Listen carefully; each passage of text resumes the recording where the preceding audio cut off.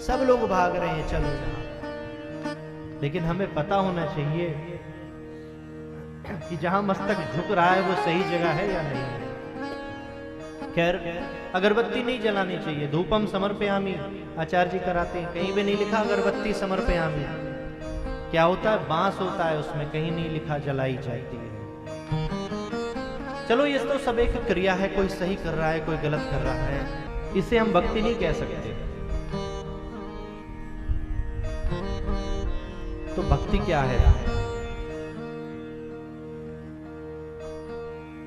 गोपियों की कथा आप सब जानते हैं। गोपियों जैसा प्रेम भगवान से ना किसी का हुआ ना कभी होगा। उद्धव जी ने आकर समझाया, छठे दिन की कथा में सुनाऊंगा, कि वो निराकार साक्षात परम ब्रह्म नारायण के रूप में इस ब्रज में प्रकटे हैं। प्रातःकाल 4 बजे उठकर तुम्हें उनकी वंदना करनी चाहिए, अपने मन को उनके चरणों में लगाना चाहिए। बहुत अच्छा समझाया उद्धव जी को गोपियों। कहीं नहीं लिखा गोपी उठकर सुबह भगवान को प्रणाम करती थी, पूजा करती थी। पर क्या साधन था जिससे भगवान खिंचे हुए बंधे हुए चले आते थे? सिर्फ और सिर्फ भगवान से प्रेम, और कोई दूसरी चीज नहीं थी। राम ही केवल प्रेम पियारा। भगवान से प्रेम नहीं है तो कितने व्रत रख लो, कितना दान कर लो, कितना कुछ कर लो, उससे कुछ होने वाला नहीं। तो फिर प्रेम कैसा हो, इस बात का महत्व है। हम जानते ही नहीं कि हम भगवान से प्रेम हमें कैसा करना चाहिए। 16 सोमवार व्रत रख लिया, बेटे की जॉब लग जाए। 16 सोमवार के बीच में नहीं लगी, 17वें सोमवार को भगवान शंकर से हिसाब लेने पहुंच गई। हाँ भाई भगवान शंकर, हमने तो भूखे प्यासे रहकर ऐसे व्रत रखा और आपने ये काम नहीं किया हमारा। हमारे पास भी कुछ लोग आ जाते हैं, महाराज जी दीक्षा लिए हुए तो 2 साल हो गए, ये काम नहीं बना अभी।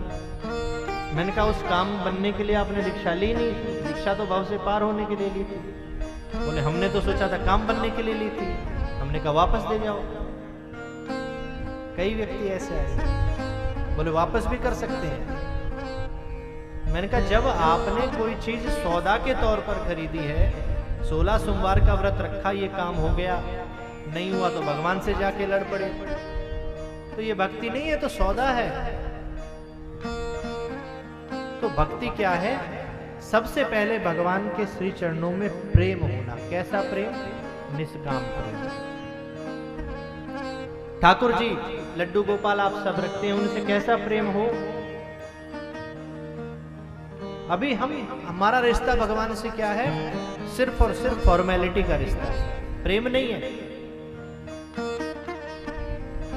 ये भी चढ़ा दूं बढ़िया से बढ़िया, ऐसा प्रसाद ले आऊं, ये कर दूं वो कर दूं।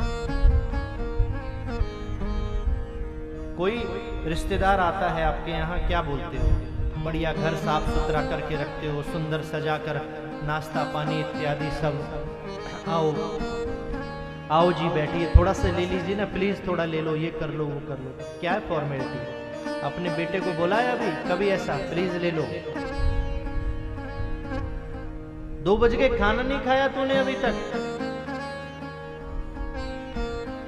जल्दी से खाना खा लो। मैं कहीं जा रही हूँ, खाना बना के रख दिया है, आऊं तो बिल्कुल फिनिश मिलनी चाहिए प्लेट। ये क्या है? ये अधिकार है, ये प्रेम है। कोई माँ अपने बेटे से नहीं कहती आइए बैठिए प्लीज थोड़ा सा खा लीजिए, अधिकार से डांट कर खिला देती है।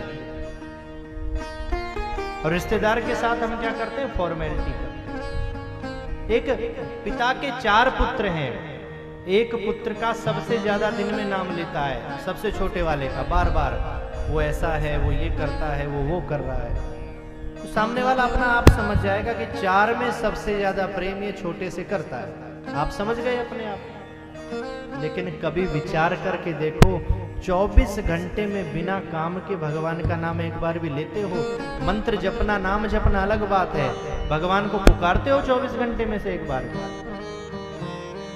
आज किसने भगवान को पुकारा? बताओ, हाथ उठा के बताओ। हमने तो नहीं सुना। कब पुकारा? वृंदावन में आकर भले पुकारने लगे हो, घर में तो नहीं पुकारते। बेटे का नाम 24 घंटे में सैकड़ों बार ले सकते हो। भगवान का नाम बिना किसी कारण से 24 घंटे में 10 बार भी नहीं ले सकते और कहते हो कि हम भक्ति करते हैं। भक्तों, ये भक्ति नहीं है तो सौदा है। ऐसा संबंध हो जिसके बीच में कोई बनावट ही हो, ऐसा प्रेम हो, तभी आपका व्रत रखना, कथा सुनना, दान करना सब कुछ सार्थक है। और जब सच्चा प्रेम ऐसे अधिकार से करोगे तो भगवान से आपको कुछ मांगना नहीं पड़ेगा। सर्वस्व इस संसार की सारी चीजें आपके चरणों में आकर गिर जाएंगी।